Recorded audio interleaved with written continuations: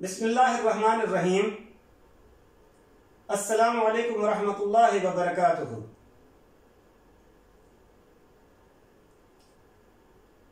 किसी की मदद करते हुए या किसी को कुछ देते हुए ये मत सोचिए कि वो इसका हकदार है या नहीं। बहुत सी चीजों के हम खुद भी हकदार नहीं होते, मगर अल्लाह ताला वो भी हमें दे देता है। अल्लाह ताला से दुआ है कि वो न सिर्फ आपको दीन और दुनिया की दौलत से माला माल करे, बल्कि रोज़े महशर हज़रत सल्लल्लाहु अलैहि वसल्लम की शफात भी अता फरमाए। आमीन। अजीज साथियों, आज हमारा मौजू है जमात दोहम का दूसरा सबक, दूसरा चैप्टर नज़्म नात। अपनी गुज़श्ता वीडियो में हमने नज़्म हम्द के हवाले से शायर का तारुफ और अशार की वजाहत के साथ मशकी सवालात भी समझने की कोशिश की थी। अपनी इस वीडियो में हम नज़्म नात के हवाले से शायर जनाब एहसानुल हक दानिश का तारुफ समझने की कोशिश करेंगे और उसके साथ अशार की तशरीह करने की भी कोशिश की जाएगी।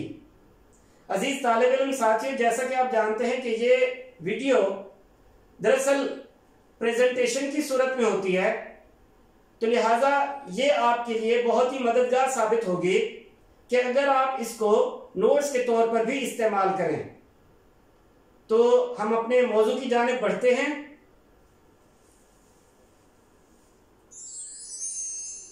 सबसे पहले शायर एहसान दानिश का तारुफ हम देख लेते हैं।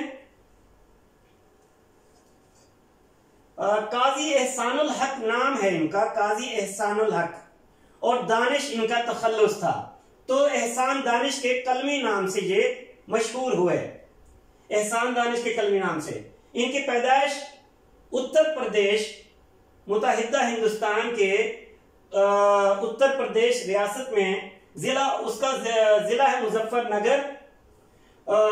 2 फरवरी 1914 को पैदा हुए। वालिद की माली हालत बहुत खराब थी, घरेलू हालात बहुत खराब थे, और इसलिए जो है ना घर में गुजर बसर भी बड़ा मुश्किल से होता था। फिर भी अरबी फारसी हाफिज मोहम्मद मुस्तफा साहब से पढ़ी, जो उनके उस्ताद थे।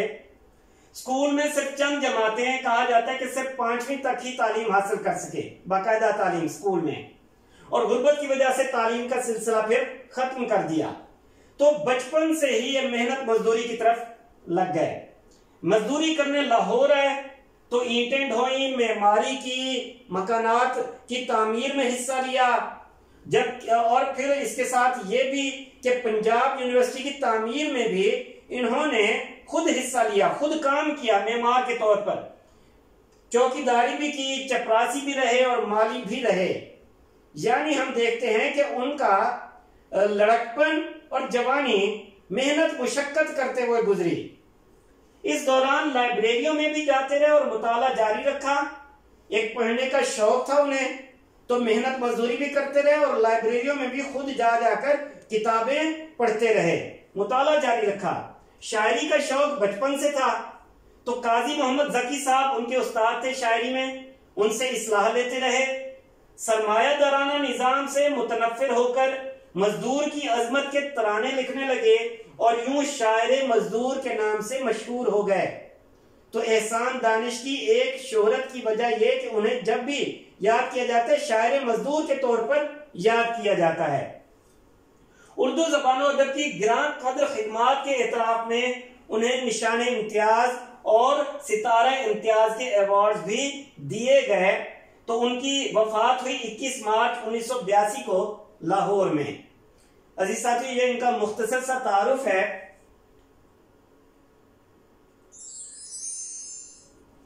अब आते हैं जनाब एहसान दानिश की शायरी की खसूसियात की तरफ, क्योंकि इसमें यह सवाल पूछा जा सकता है, 2 नंबर का सवाल होता है बाकायदा, कि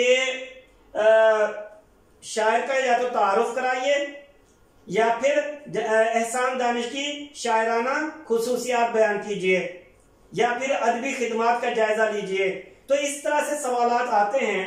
तो शायरी की खसूसियात, एहसान दानिश एक कादिर और कलाम शायर थे, यानी अपने कलाम पर कुदरत रखते थे, यूं समझ ले कि माहिर थे, शायर थे। उनकी शायरी मशरकी इक़दार को पेश करती दिखाई देती है। उनकी शायरी कुदरत की और उस माहौल की अक्कासी करती है जिसमें उन्होंने मजदूरी की, क्योंकि वो खुद मजदूर थे। इस वजह से मजदूर और कमजोर तबके के लोगों के दर्द को महसूस करते थे, हसास थे। उन्हें गजल और नज्म दोनों पर यकसा कुदरत हासिल थी, दोनों में लिख सकते थे, गजल में भी और नज्म में भी। मगर उनकी वजह शोहरत उनकी नज्में ही हैं। उनकी नज्मों में जहां आम आदमी के दुखों का इजहार मिलता है, वहीं कुदरती मनाजिर की उम्दा तस्वीर कशी भी की गई है। तो उन्हें शायर मजदूर भी कहा जाता है। तो ये इनकी मुख्तसर सी शायरी की खुसूसियात हैं। तसानीफ पे जरा नजर डाल लेते हैं। अब्रे नीसा, अबलागे दानिश, आवाज से अल्फाज तक, दर्दे जिंदगी, नवाए कारगर, आतिशे खामोश, गोरिस्तान, जख्म मरहम, शिराजा, और एक आप बीती भी उन्होंने तहरीर की जहान दानिश के नाम से। जी, अब आते हैं नज्म नात के मरकजी ख्याल की तरफ। नज्म नात, जैसा कि आप जानते हैं कि नात ऐसा कलाम, ऐसी नज्म होती है जिसमें हजरत सल्लल्लाहु अलैहि वसल्लम की तारीफ बयान की जाए, आप सल्लल्लाहु अलैहि वसल्लम की जात और सिफात का तज़किरा किया जाए।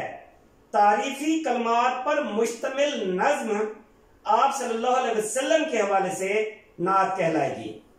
तो शायर मजदूर इस नज्म नात में जो हमारे निसाब में शामिल है, जमात दोहम के शायर मजदूर एहसानुल हक दानिश गजल और नज्म दोनों के शायर हैं। उनकी नज्मों में आम आदमी के दुखों के साथ साथ कुदरती मनाजिर की मंजर कशी भी उम्दा तौर पर दिखाई देती है। इस नज्म नात में वो बारगाह नबवी सल्लल्लाहु अलैहि वसल्लम में अर्ज करते हैं कि आप सल्लल्लाहु अलैहि वसल्लम दोनों जहानों में हमारे असली मददगार हैं। आप सल्लल्लाहु अलैहि वसल्लम की विलादत बासआदत की वजह से दुनिया से जुल्म और सितम के बादल छट गए और इंसानों को एक नई और सही मंजिल की तरफ जाने का रास्ता मिल गया। आप सल्लल्लाहु अलैहि वसल्लम ने पैगाम मोहब्बत आम किया जो ता कयामत फैलता चला जाएगा। अजीज तालिब इल्म साथियों, मरकजी ख्याल वो होना चाहिए कि जिसको पढ़कर पूरी नज्म हमारे जहन में गूंजने लगे कि पूरी नज्म में ये कुछ बयान किया गया होगा। तो ये इनका मरकजी ख्याल है इस नज्म का। तो इसको देख लीजिए इंशाल्लाह। आगे चलते हैं जी। अब आते हैं हम अपने इस नज्म नात के अशार की वजाहत की तरफ। तो अशार की तशरीह का तरीक़ेकार पहले बयान हो चुका है, हम उस पर ज्यादा बात नहीं करते। हाँ, तरीक़ेकार ये जरूर ख्याल रखें कि किसी भी शेर की तशरीह करते हुए उस शेर के शायर का नाम, अगर वो नज्म का शेर है तो नज्म का नाम, और फिर सबसे पहले मुख्तसर तौर पर मफहूम एक दो लाइनों में जरूर बयान होना चाहिए, और फिर उसके बाद तशरीह की हेडिंग डाल के तशरीह बयान करनी है। तो सबसे पहला शेर जो मतला है इस नज्म नात का, दो आलम का इमदादे गार आ गया है, अमी आ गया गम गुसार आ गया है। दो आलम का इमदादे गार आ गया है, अमी आ गया गम गुसार आ गया है। तो नज्म नात है, शायर एहसानुल हक दानिश है। मफहूम इसका मुख्तसर मतलब क्या है, इस शेर में क्या कहने की कोशिश की गई है, यही कि अल्लाह ताला ने आप सल्लल्लाहु अलैहि वसल्लम को दोनों जहानों के लिए मददगार बनाकर भेजा।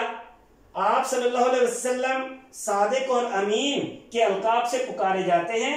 गरीबों के गमों में शिरकत करके आप सल्लल्लाहु अलैहि वसल्लम उनके गमों को कम करने वाले थे।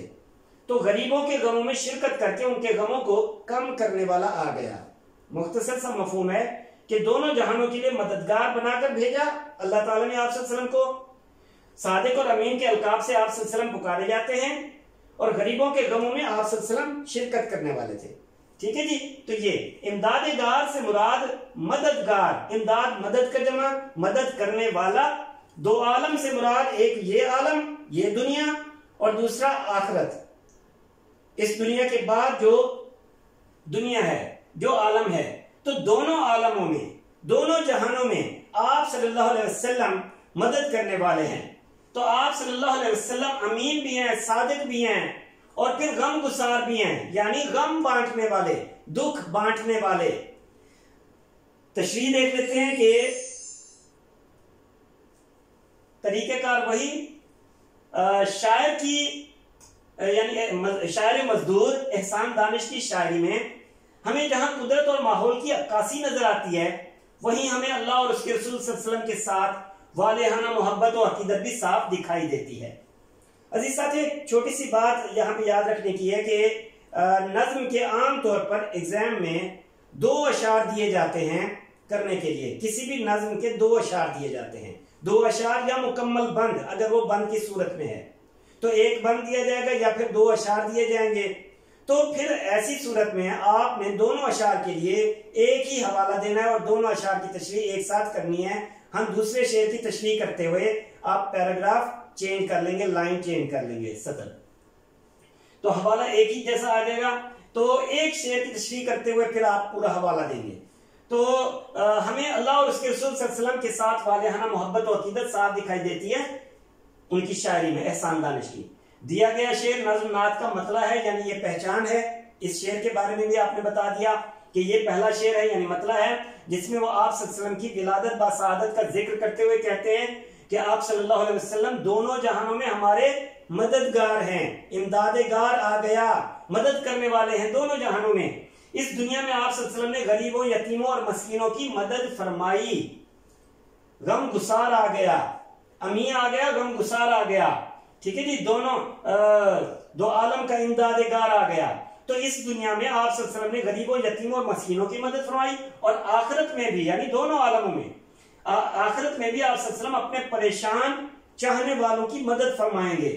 कुरान पाक में भी इरशाद होता है कि वमा अरसलनाका इल्ला रहमतल लिल आलमीन, और हमने आपको, आप सल्लल्लाहु अलैहि वसल्लम को तमाम जहानों के लिए रहमत बनाकर भेजा है, कुरान पाक में इरशाद है। तो आप सल्लल्लाहु अलैहि वसल्लम ने अल्लाह ताला की अमानत यानी कुरान पाक को बहिफाजत हम तक पहुंचाने का फरीजा सर अंजाम दिया। एक तो इस हवाले से अमीन हो गए, अमीन आ गया कि आप सल्लल्लाहु अलैहि वसल्लम ने कुरान पाक को बहिफाजत हम तक पहुंचाया, वो फरीजा अदा फरमाया। फिर अल्लाह ताला ने अपनी मखलूक की जबानी आप सल्लल्लाहु अलैहि वसल्लम को अल-अमीन के लक़ब से नवाजा।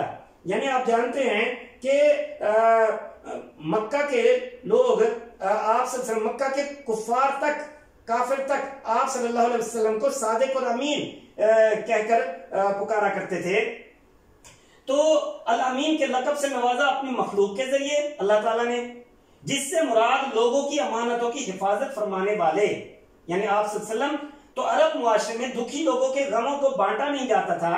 ये आप सल्लल्लाहु अलैहि वसल्लम से पहले के दौर की बात हो रही है कि उस दौर में जो मुआशरा था आप सल्लल्लाहु अलैहि वसल्लम के दौर से पहले, वो यही था कि जिसकी लाठी उसकी भैंस, दुखी लोगों के गम को बांटा नहीं जाता था। लेकिन आप सल्लल्लाहु अलैहि वसल्लम ने अपने उसवा हसना से साबित किया, अपने अच्छे अखलाक से, नेक अमाल से साबित किया कि जरूरतमंद की जरूरत पूरी करना, बीमार की अयादत करना और परेशान हाल बंदों की परेशानी दूर करना भी इबादत है। बकौल शायर, अब एक हवाले का शेर, उसमें बहुत ही आसान सा शेर है, करो मेहरबानी तो महले जमीन पर, खुदा मेहरबान होगा अर्शे बरी पर। तो ये मेरे ख्याल में आप समझ चुके होंगे, दो आलम का इमदाद गार आ गया है, अमी आ गया, गम गुसार आ गया है। तो अमीन की वजाहत भी कर दी और गम गुसार की वजाहत भी कर दी कि दुखी लोगों के गमों को बांटना। तो ये देख लीजिए, नोट कर लीजिए, आगे चलते हैं। शेर नंबर 2 देखिए, गरीबों की जान को, यतीमों के दिल को सुकून हो गया है, करार आ गया है। गरीबों की जान को, यतीमों के दिल को सुकून हो गया है, करार आ गया है।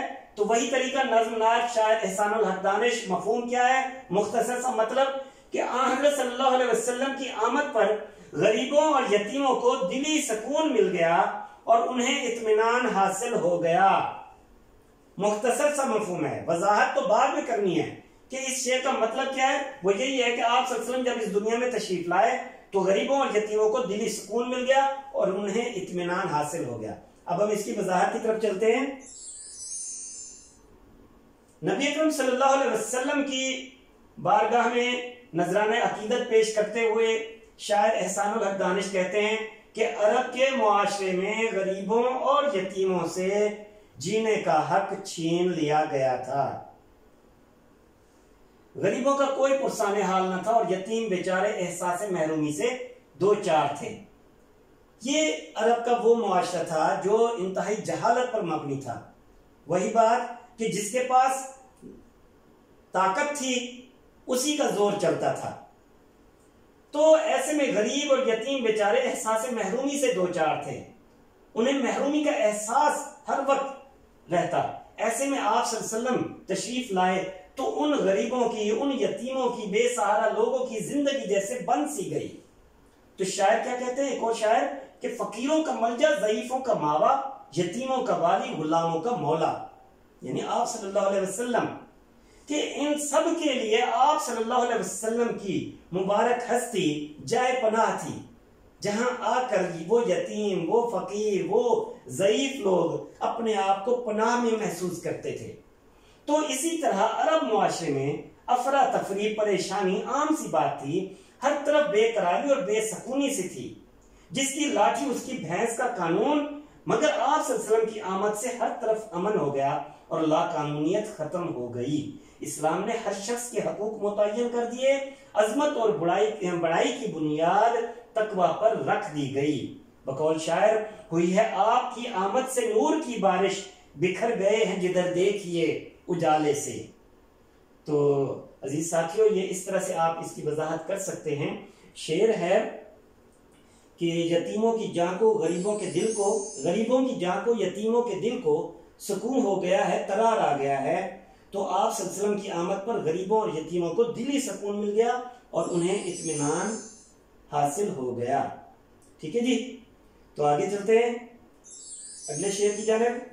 शेर नंबर 3, उसूले मोहब्बत है पैगाम जिसका, उसूले मोहब्बत है पैगाम जिसका, वो महबूब परवरदिगार आ गया है। आप सल्लल्लाहु अलैहि वसल्लम की बात हो रही है। तो मोहब्बत का उसूल, मोहब्बत के यानी उसूले मोहब्बत, मोहब्बत के उसूल का पैगाम ही आप सल्लल्लाहु अलैहि वसल्लम लेकर आए। वो महबूब परवरदिगार आ गया है, यानी आप सल्लल्लाहु अलैहि वसल्लम ही अल्लाह ताला के महबूब हैं। तो मफहूम क्या है, हज़रत सल्लल्लाहु अलैहि वसल्लम को अल्लाह ताला के बाकमाल महबूब होने का मकाम हासिल है। अल्लाह ताला के बाकमाल महबूब होने का मकाम आप सल्लल्लाहु अलैहि वसल्लम को हासिल है। इसीलिए आप सल्लल्लाहु अलैहि वसल्लम की तालीमात में इंसानों के लिए पैगाम मोहब्बत को खास अहमियत हासिल है कि चूंकि आप सल्लल्लाहु अलैहि वसल्लम अल्लाह ताला के महबूब हैं, तो आप सल्लल्लाहु अलैहि वसल्लम की तालीमात में इंसानों के लिए मोहब्बत के पैगाम को खुसूसी हैसियत और खुसूसी अहमियत हासिल है। तशरीह की जानिब बढ़ते हैं जी। शायर एहसानुल हक दानिश आप सल्लल्लाहु अलैहि वसल्लम के हुजूर अकीदत के फूल निछावर करते हुए कहते हैं कि आप सल्लल्लाहु अलैहि वसल्लम की पूरी हयात तैयबा मोहब्बत का दर्स देती है। कहीं पर हमें जुल्म नजर नहीं आता, नाउज़ुबिल्लाह। आप सल्लल्लाहु अलैहि वसल्लम की हयात तैयबा मुबारक जिंदगी हमें मोहब्बत का दर्स देती है।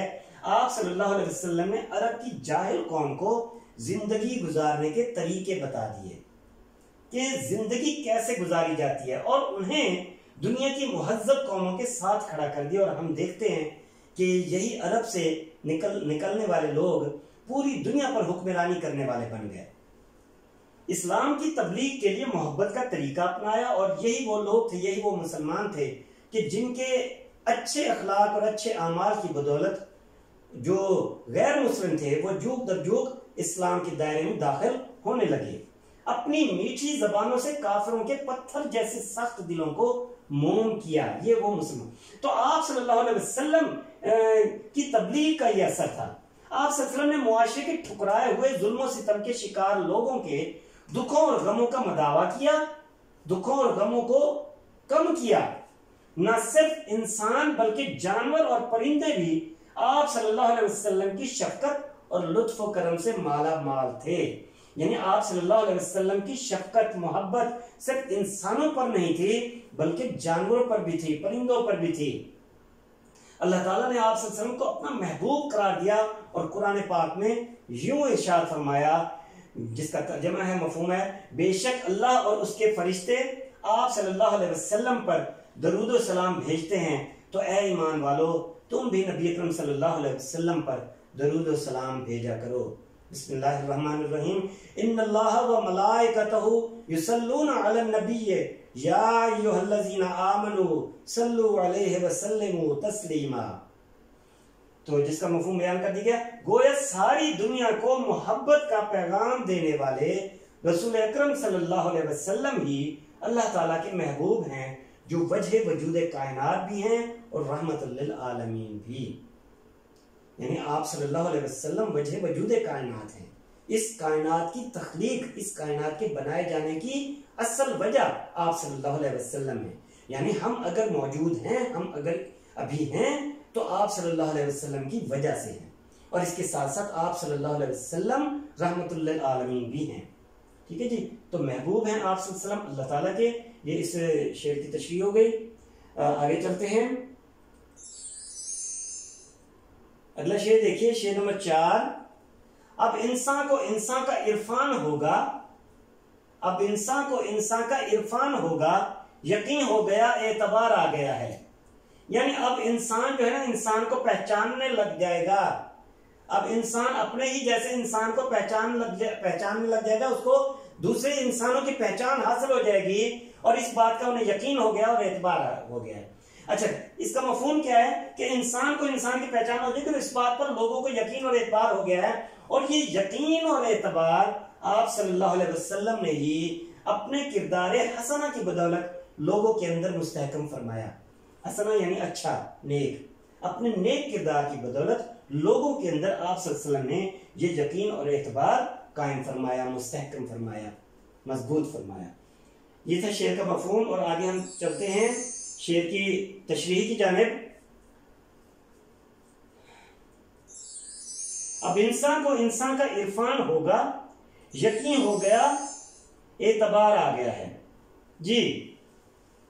शायद अपनी इस नज़्म नात में हज़रत सल्लल्लाहु अलैहि वसल्लम की अजमत और शफाअत का तज़किरा करते हुए कहते हैं कि आप सल्लल्लाहु अलैहि वसल्लम से कबल, आप सल्लल्लाहु अलैहि वसल्लम से पहले इंसान इंसान का दुश्मन था। ये बात पहले भी बयान कर दी गई, वो अरब के जाहिल मुआशरे की, कि जिसमें जिसकी लाठी उसकी भैंस का कानून था, जिसके पास ताकत थी उसी का इख्तियार था। तो इंसान इंसान का दुश्मन था। मामूली मामूली बातों पर बड़े बड़े झगड़े हो जाते थे जो नस्ल दर नस्ल चलते रहते थे। तो माशरती अकदार मिट चुकी थी उस अरब के जाहिल मुआशरे में।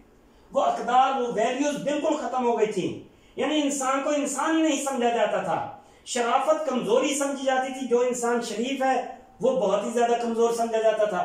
ऐसे में आप सल्लल्लाहु अलैहि वसल्लम जब तशरीफ लाए तो आप सल्लल्लाहु अलैहि वसल्लम ने इंसानों को इंसानियत का सबक पढ़ाया और उसे अशरफुल मखलूकात की मसनद पर बिठाया।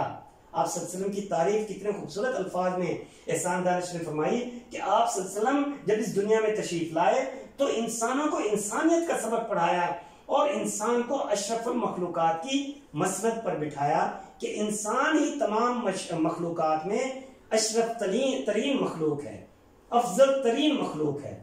आप सल्लल्लाहु अलैहि वसल्लम ने अपने उम्दा अखलाक, अपने उम्दा आदात, अपने अखलाक हसना की बदौलत लोगों की बेयकीनी को यकीन में बदल डाला।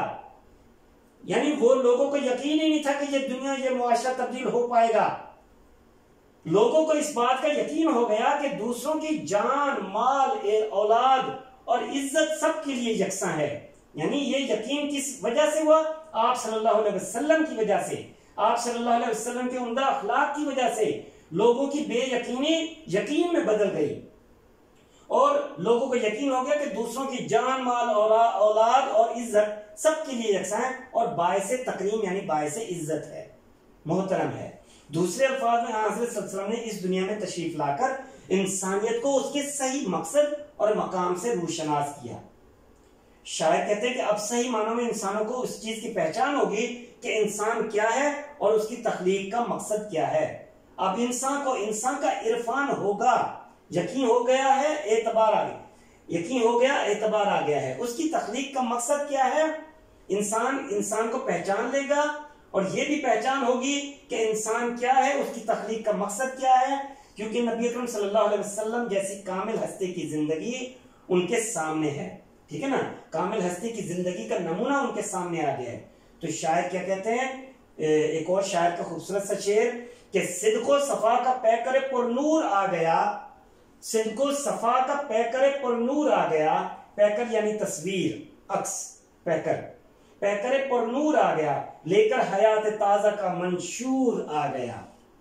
तो हवाले के लिए शेर भी दे दिया गया। और इसी तरह अजीज साथियों, तालिब इल्म साथियों, किसी शेर में तशरीह करते हुए हदीस का तर्जमा, कुरानी आयत का तर्जमा भी कोट किया जा सकता है, जैसा कि पिछले अशार में किया गया। और इसी तरह किसी दूसरे शायर का शेर जो है रेफरेंस के तौर पर देकर उस शेर के मफहूम को वाज़ेह भी किया जा सकता है। आगे चलते हैं अगले शेर की जानिब। शेर नंबर 5, सेकंड लास्ट शेर है। बुझेगा ना जिसका चरागे मोहब्बत, वो पैगंबरे ज़ी वकार आ गया है सल्लल्लाहु अलैहि वसल्लम, कि आप सल्लल्लाहु अलैहि वसल्लम ने मोहब्बत की रोशनी को आम किया और अब इस मोहब्बत के चिराग की रोशनी कभी खत्म ना होगी। बुझेगा ना जिसका चिरागे मोहब्बत, कि जिसका चिरागे मोहब्बत कभी भी ना बुझ सकेगा, वो पैगंबर ज़ी वकार आ गए। ज़ी वकार यानी इज्जत वाला, मर्तबे वाला, वकार वाला। तो आप सल्लल्लाहु अलैहि वसल्लम ने मोहब्बत की रोशनी को आम किया और अब इस मोहब्बत की चिराग की रोशनी कभी खत्म ना होगी। लोगों को इज्जत और वकार देने वाला अल्लाह का महबूब तरीन नबी आ गया। ठीक है जी, तो आगे चलते हैं इसके असल वजाहत की तरफ। शायर क्या कहते हैं, एहसान दानिश, वो कहते हैं कि हज़रत सल्लल्लाहु अलैहि वसल्लम ने बुझेगा ना जिसका चरागे मोहब्बत, हज़रत सल्लल्लाहु अलैहि वसल्लम ने इस दुनिया में तशरीफ लाकर मोहब्बत और उल्फत का जो दिया रोशन किया। ये बात पहले भी बयान हो चुकी कि आप सल्लल्लाहु अलैहि वसल्लम इस दुनिया में तशरीफ लाए तो मोहब्बत की तालीम जो है, उसूल मोहब्बत है पैगाम जिसका, यानी आप सल्लल्लाहु अलैहि वसल्लम मोहब्बत की तालीम का उसूल लेकर आए थे। तो मोहब्बत और उल्फत का जो दिया रोशन किया आप सल्लल्लाहु अलैहि वसल्लम ने, वो कभी नहीं बुझेगा, क्योंकि आप सल्लल्लाहु अलैहि वसल्लम ने दुनिया के गोशे गोशे को इस्लाम की रोशनी से मुनव्वर कर दिया, रोशन कर दिया, और ये रोशनी अब क़यामत तक रहेगी इंशाअल्लाह। बिल्कुल ऐसे ही है, यकीन है। अल्लाह ताला ने अपनी किताब में अपने महबूब के लिए सिराजुल मुनीर यानी रोशन चिराग का इस्तेआरा इस्तेमाल किया। रोशन चिराग इस्तेआरा है, यानी नबी अकरम सल्लल्लाहु अलैहि वसल्लम एक ऐसे रोशन सितारे की मानद है जिसकी रोशनी से तमाम आलम मुनव्वर हो रहे हैं, तमाम आलम रोशन हैं। आप सल्लल्लाहु अलैहि वसल्लम ने मोहब्बत को न सिर्फ आम किया बल्कि अपने मानने वालों को भी हुक्म दिया। मोहब्बत को आम करने के लिए क्या हुक्म दिया? सलाम करो उसको भी जो आपको जानता है और उसको भी जो अनजान हो। जिसको आप नहीं जानते उसको भी सलाम करें, कि सलाम करने से भी मोहब्बत बढ़ती है, ऐसा करने से मोहब्बत आम होती है, प्यार बढ़ता है। ठीक है जी, तो आप सल्लल्लाहु अलैहि वसल्लम का ये फरमान कि उसको भी सलाम करो जो आपको जानता है और उसको भी जो अनजान हो, जिसको आप ना जानते हो, क्योंकि इससे मोहब्बत आम होती है और प्यार बढ़ता है।